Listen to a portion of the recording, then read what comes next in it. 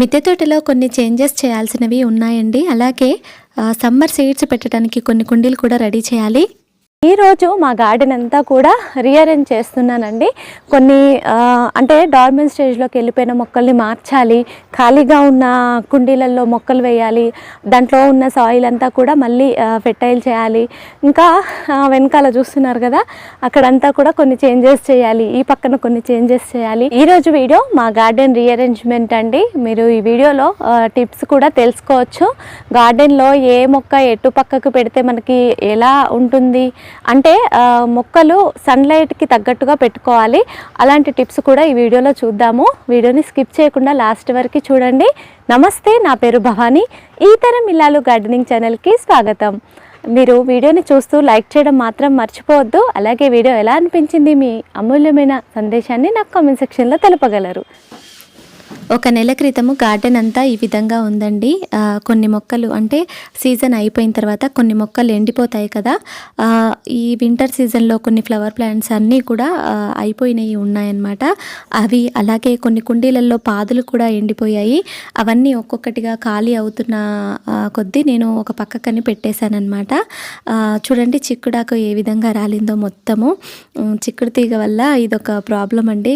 Terrace అంతా కూడా చిక్కుడాకుతో నిండిపోయింది.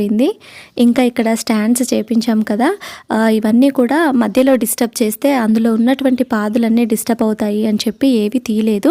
ఇంకా ఇప్పుడు అన్నీ కూడా ఎండిపోయాయండి. అంటే వాటి టైం అయిపోయింది, కాపు టైం అయిపోయింది. ఇంకా అన్నీ తీసేసి కొత్తవి పెట్టాలి కదా. సో ఇవన్నీ కూడా చేంజ్ చేయాలి. ఆకాకర ఉండే అనమాట ఇందులో. ఆకాకర గ్రో బ్యాగ్స్ అన్నీ తీసేయాలి. ఇంకా అదేవిధంగా ఇందులో బీన్స్ ఉండేవి, అవి కూడా అయిపోయాయి, అవన్నీ తీసేయాలి. ఇంకా ఈ వంకాయ చెట్ల కింద కూడా స్టాండ్స్ రావాల్సినవి ఉన్నాయండి. ఈ మధ్యలో బెండ చెట్లు అవి వేశాను, అవి కూడా అయిపోయాయి. వాటిని కూడా చేంజ్ చేయాలి ఇప్పుడు. ఈ మధ్యలో మనకి కింద ఆకుకూరలు అవన్నీ వేశానండి. అంటే ఇంకొక ఫ్లోర్లో గ్రో బ్యాగ్స్లోనే వెడల్పాటి గ్రో బ్యాగ్స్లో ఆకుకూరలు అవన్నీ వేశాను. మళ్ళీ ఇది సెట్ చేసేసరికి అవి అందుతాయి అన్నమాట మనకి. ఇంకా అవి వస్తూనే ఉంటాయి. తర్వాత మనకి మళ్ళీ మనము ఇప్పుడు విత్తనాలు పెట్టుకుంటాం కదా, వాటి నుండి స్టార్ట్ అవుతాయి అన్నమాట. ప్రస్తుతానికైతే ఈ విధంగా ఉంది గార్డెన్ అంతా కూడా. దీంట్లో చాలా చేంజెస్ చేయాలండి. ఇవి ఖాళీగా ఉన్నాయి కదా, వీటన్నిటిల్లో ఫెర్టైల్ సాయిల్ నింపుకోవాలి. ఇంకా పసుపు అది కూడా నేను హార్వెస్ట్ చేయలేదు, అది కూడా హార్వెస్ట్ చేసుకోవాలి. పక్కకు పెట్టాను, అంటే చాలా రోజులు అయింది అందులో ఉన్నటువంటి మొక్కలు ఎండిపోయి, కానీ నేను తీయటానికి కుదరలేదు, తీయలేదండి. ఇంక ఇక్కడ చూసారు కదా, సాయిల్ అది కలుపుకోవడానికని పట్ట అది వేసుకున్నాను. ఫస్ట్ అయితే ఈ రోలో ఈ గ్రో బ్యాగ్స్ అన్నీ తీద్దామండి. ఇవన్నీ కూడా కొంచెం అంటే మరీ ఎక్కువ వెయిట్ ఉండవు, నేను ఒక్కదాన్ని తీలేస్తానమాట, అందుకని ట్రై చేస్తున్నాను. అదేవిధంగా ఇక్కడ వెడల్పాటి గ్రో బ్యాగ్స్ ఉన్నాయి కదా, ఇవి 24x12 అండి. అంటే 24 వెడల్పు, 12 హైట్. వీటిల్లో నేను ఎక్కువగా పాదులే పెడతాను.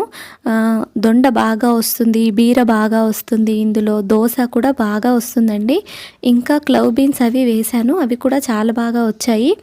ఇంకా ఒక 2 బ్యాగుల్లో నేను టమాటో మొక్కలు వేశానండి, అవి కూడా చాలా బాగా వచ్చాయి. సో వీటిల్లో అన్ని రకాలు బాగా వస్తాయి, అంటే పాదులకి సంబంధించినవి.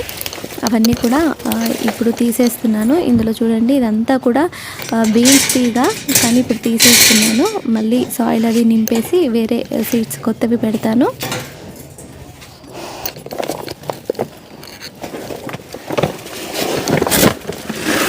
నేను స్టార్టింగ్లోనే స్టాండ్స్ కొన్ని చేపించానండి. అయితే అన్నీ ఒకేసారి చేపిస్తే మనకి కూడా అర్థం అవ్వదు, అలాగే కొన్ని వేస్ట్ అవుతూ ఉంటాయి. అందుకని ఈ కన్స్ట్రక్షన్ పైన వేసినటువంటి టైంలో, అంటే పైన కన్స్ట్రక్షన్ చేసినప్పుడు ఈ పరంజీలు అవి కొత్తవి తెప్పించాము. అందుకని చెప్పి పరంజీలు వేరే వాళ్ళకి ఇవ్వలేం కదండి, అందుకని మా దగ్గరే ఉంటే ఈ విధంగా నేను యూజ్ చేసుకున్నాను అనమాట ఇప్పటిదాకా. ఇంకా తర్వాత ఇది కిందికి ఉంటే కూడా సమ్మర్లో ఏమవుతుంది అంటే, మాకు ఖమ్మంలో మామూలుగానే టెంపరేచర్ ఎక్కువగా ఉంటుందండి, సమ్మర్లో ఇంకా ఎక్కువగా ఉంటుంది. దానివల్ల ఇక్కడ ఫ్లోర్కి మీద పడ్డ అటువంటి ఎండ రిఫ్లెక్ట్ అయ్యి చెట్లకి బాగా అగడొస్తుందన్నమాట. దానివల్ల కూడా వేర్లు అది ఎండిపోవటము, మొక్క అంత హెల్తీగా ఉండకపోవడం జరుగుతుంది. సో ఈ విధంగా అవ్వకుండా ఉండాలి అని చెప్పేసి నేను ఇట్లా 1 ఫీట్ హైట్ పెట్టించి స్టాండ్స్ చేపించాను. ఈ స్టాండ్స్ కూడా అంటే చాలా లైట్ వెయిట్, చూస్తున్నారు కదా, నేను ఒక్క హ్యాండ్తో ఇటు నుంచి అటు పెట్టేస్తున్నాను. దీనిపైన ఈజీగా మనము 100 రూపీస్ టబ్స్ ఉంటాయి కదా, అవి 2 ఈజీగా పెట్టుకోవచ్చు. వాటి నిండా మట్టి వేసి పెట్టుకోవచ్చు అనమాట. అంత వెయిట్ని ఇది మోయగలుగుతుంది. ఎందుకంటే మనము ఈ బాడీ పార్ట్ ఏదైతే ఉందో అది మనము 8 mm రాడ్ని ఇచ్చామండి. మిడిల్లో మనము 4 mm చాలా పల్చగా ఉన్నది ఇచ్చాము. 8 mm రాడ్ వేసాం కదా, దానివల్ల అది చాలా స్ట్రాంగ్గా ఉంటుందన్నమాట. ఇది స్పెషల్గా వీడియో కూడా చేశాను, డిస్క్రిప్షన్లో ఉంటుంది, అలాగే ఐ కార్డ్స్లో కూడా వస్తుంది చూడండి. ఇంకా ఇదంతా చిక్కుడాకు డాబా అంతా వచ్చేసింది కదండి, అదంతా ఊడ్చేసి నేను ఈ విధంగా సెట్ చేశాను. ఇలా స్టాండ్ మరి ఒక పక్కనే కాకుండా కొంచెం గ్యాప్ ఇచ్చి వేసాను అనమాట. ఎందుకంటే గ్రో బ్యాగ్లో మనము దగ్గరికి పెట్టినా కూడా మొక్కలు పెరగటానికి ప్లేస్ అది కావాలి కదండి. వంగ మొక్క కానివ్వండి, బెండకాయ, ఇవన్నీ కూడా కొంచెం బుషీగా వస్తాయి కదా. సో అవి పెరగటానికి ప్లేస్ ఉండాలి అని చెప్పి కొంచెం దూరంగా వేసుకొని ఈ విధంగా సెట్ చేశాను. చూడండి, ఈ 100 రూపీస్ టబ్లో మనకి పాదులు చాలా బాగా వస్తాయండి. సోర, బీర, ఇంకా పొట్ల ఇలాంటివి బాగా వస్తాయి. నా దగ్గర అన్ని సైజెస్ గ్రో బ్యాగ్స్ ఉన్నాయన్నమాట. అంటే చిన్న సైజు, పెద్ద సైజు, వెడల్పుగా ఉన్నవి, పొడవుగా ఉన్నవి, ఇలా అన్ని రకాల సైజెస్ ఉన్నాయన్నమాట. చాలా రకాల మొక్కలు ఇందులో వేసుకోవచ్చండి. నేను అన్నిటిలో టమాటో, వంకాయ, పచ్చిమిర్చి ఇవి వేసి చూశాను. ప్రతి ఒక్క సైజులో కూడా చాలా బాగా వచ్చిందండి. కాబట్టి మనము మరి 12 నుంచి ఏ సైజు గ్రో బ్యాగ్లోనైనా మనం వంకాయ మొక్క పెట్టుకోవచ్చు. గ్రో బ్యాగ్ సైజు ఇంకా వెడల్పు ఎక్కువగా ఉంటే 2 మొక్కలు పెట్టుకోవచ్చు అనమాట. చూడండి, ఈ చిక్కుడాకంతా ఎలా స్ప్రెడ్ అయిపోయిందో. ఇది ఒక టాస్క్ అండి. చిక్కుళ్ళు ఎక్కువగా ఇష్టపడితే గార్డెన్ అంతా చిక్కుడాకు వచ్చేసిందనమాట. కానీ ఈ ఎండాకుల వల్ల నాకు ఎన్ని గ్రో బ్యాగ్స్ నిండాయో, ఎంత కంపోస్ట్ తయారయ్యిందో.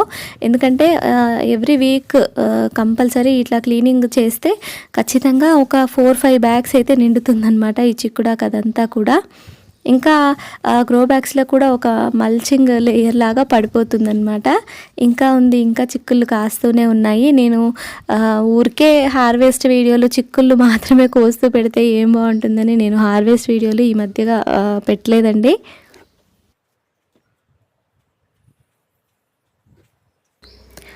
ఈ వరుసలో పోయిన సంవత్సరం వేసినటువంటి బెండ చెట్లు ఉన్నాయండి. బెండకాయలు మాత్రం చాలా బాగా కాసాయి. ఇంకా ఇప్పుడు తీసేస్తున్నాను. వీటిల్లో కూడా మళ్ళీ బెండ మొక్కలు వేస్తాను. అయితే సాయిల్ చేంజ్ చేయాలి. సాయిల్ అదే ఉంటే 1 year అయిపోయింది కదా, ఎందుకైనా మంచిది. కొంచెం కంపోస్ట్ అది కలుపుకొని వేసుకుంటే మళ్ళీ మనం పెట్టుకున్న విత్తనాలు అది బాగా వస్తాయి. ఇక్కడ కూడా ఈ లైన్లో అంతా తీసేయాలండి. ఇంకా అలాగే ఇక్కడ ఎండు తీగ కనిపిస్తుంది కదా, ఇది ఆకాకర తీగ అనమాట. ఇది కూడా చాలా బాగా కాసిందండి ఈ ఇయర్. నెక్స్ట్ ఇయర్కి దుంపలు తీసుకొని జాగ్రత్త చేయాలి. ఇది కూడా తీసేస్తాను. ఇంకా వెనకాల సొరతీగ, పొట్ల ఇవి కూడా ఎండిపోయాయి, అవి కూడా తీసేస్తాను. తీసి ఆ గ్రో బ్యాగుల్లో కూడా కొంచెం పశువుల ఎరువు అది వేసుకొని కలిపేస్తాను. విత్తనాలు మళ్ళీ పెట్టాలి. మీరందరూ సమ్మర్కి కావాల్సిన విత్తనాలు పెట్టారా అండి? నేను ఆకుకూరలు వేశాను కానీ పాదులు ఇంకా పెట్టలేదు, పెట్టుకోవాలి. అది నెక్స్ట్ వీడియో అప్లోడ్ చేస్తాను.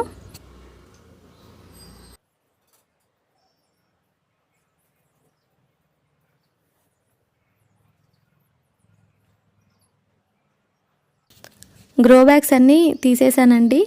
మీరు గమనించవచ్చు, నేను ఒక్కదాన్నే ట్రై చేస్తే అది కదులుతున్నాయి, ఒక పక్కకి పెట్టుకుంటున్నాను అంటే మీరు అర్థం చేసుకోవచ్చు ఆ గ్రో బ్యాగ్లో ఎంతవరకు సాయిల్ ఎంత బరువుగా ఉంది అని. ఎందుకంటే మరీ ఎక్కువ బరువు వేసినా కూడా మనం తీయలేము, జరపలేము. ఇంకా డాబాకి కూడా ఒక్కొక్క గ్రో బ్యాగుల్లో అంత బరువు వేయటం మంచిది కాదు. అందుకని చెప్పి ఎప్పుడు కూడా నేను లైట్ వెయిట్ సాయిల్నే ప్రిఫర్ చేస్తానండి. సో ఈ విధంగా అయితే ఇక్కడ సెట్ చేసేసాను స్టాండ్స్. ఇలా గ్యాప్ ఇచ్చి వేసుకుంటే చెప్పాను కదా, మొక్కలు బుషీగా పెరిగినప్పుడు మనకి ఎట్లాంటి ఇబ్బంది ఉండదు. ఇంకా ఈ వరుసలో అండి ఈ మిగిలినటువంటి స్టాండ్స్ ఇక్కడ ఒక లైన్, ఇంకా అటుపక్క ఒక లైన్ వేస్తాను. చూడండి, ఈ విధంగా వేసుకున్నాను ఇక్కడ కూడా. ఇంకా ఈ లైన్లో కూడా వేయాలండి, ఇదంతా వేస్తాను. సో ఈ విధంగా గార్డెన్ అయితే సమ్మర్ కోసం రెడీ చేస్తున్నానండి. మెయిన్ డాబా అంతా క్లీన్గా ఉంచుకుంటే అడపదడప పడే వర్షాలకి డాబా మొత్తం నీట్గా అవుతుంది, ఇంకా మొక్కలకు కూడా చల్లగా ఉంటుందన్నమాట. సో ఇదండి ఈరోజు వీడియో నచ్చితే తప్పకుండా లైక్ చేసి కామెంట్ చేయండి.